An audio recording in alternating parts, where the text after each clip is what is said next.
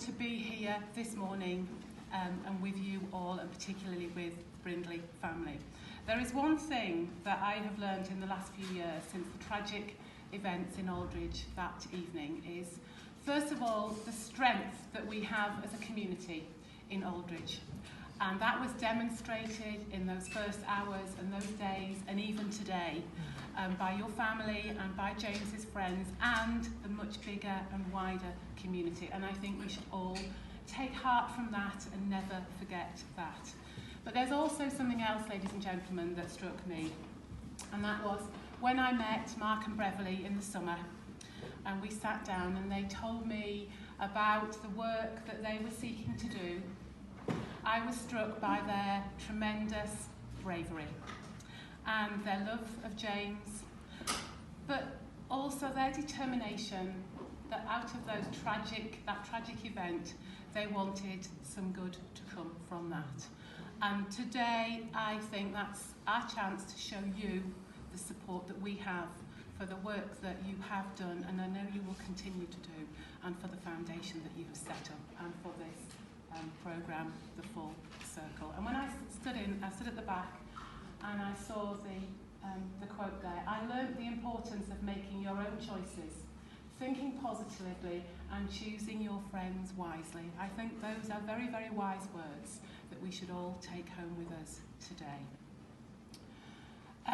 But over the last 2 years in particular, I think it's fair to say we have seen what I believe is an unacceptable increase in recorded knife crime across the country. And as we've heard this morning, our own community in Aldridge was affected just over 12 months ago. And we've all been touched by that tragedy, when sadly James was unnecessarily killed in such a brutal way. But I just wanted to set out a little bit about the work that we're doing in Parliament, because I think it's important that we all start to understand that there's lots of work going on at different levels to tackle this and to support the work that you're doing as well. In Parliament, we recently introduced the Offensive Weapons Bill to help combat this growing trend in crime. Now, an offensive weapons bill, I think, is really important because it makes it harder for young people to buy those knives.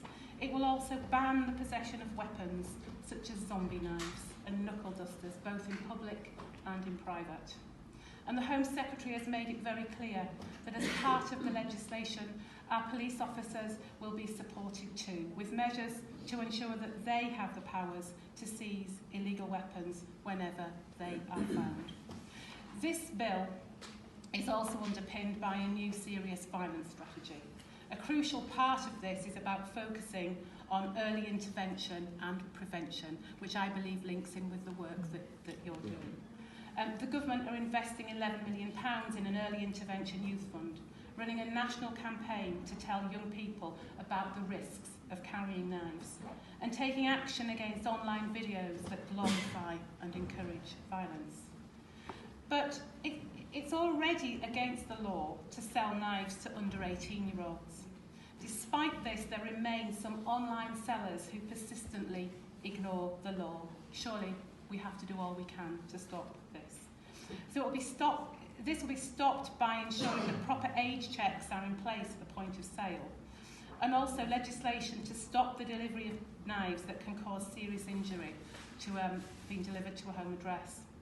It's also important that the government notes and takes action to crack down on the overseas sales of knives by making it an offence to deliver them to a person under 18. Now, for me, I find that it's abhorrent, it's appalling that vicious weapons like these are even available on open sale and are so easily available. It shocks me that today flick knives are still available despite being banned as long ago as 1959. And that zombie knives, knuckle dusters and other similar weapons are still in wide circulation. So we need the legislation then to make it an offence to possess such weapons in private or on the streets, and to go further and extend the current ban on offensive weapons in schools to further educational premises. I think what we've seen is that there is a gap in the law, and we need to work hard to fill that gap, to give our police the powers that they need, to work together through our local councils as well. I know Walsall Council, equally as well as the police and government, do a huge amount of work on this. But no piece of legislation can by itself stop someone who is intent on taking this kind of vicious action. So that's where we need a bigger, more holistic approach to make sure that government's doing what it needs to do to support the police and to support communities, working with the charities, the non-government agencies. Focusing on education is a huge, important part of this as well.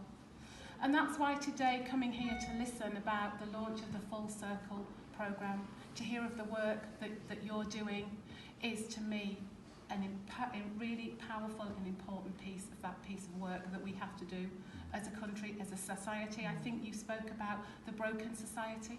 Like you, I don't believe that society is broken, but we all have a part to play in pulling society together to make it a better place, to make it a safer place. So in the days and the weeks and the months that go ahead, I wish you well with your programme. I think it is exactly the sort of thing that we need, and I look forward to continuing to see it develop and to hear of the progress that it makes. And I will make sure that I feed back to my colleagues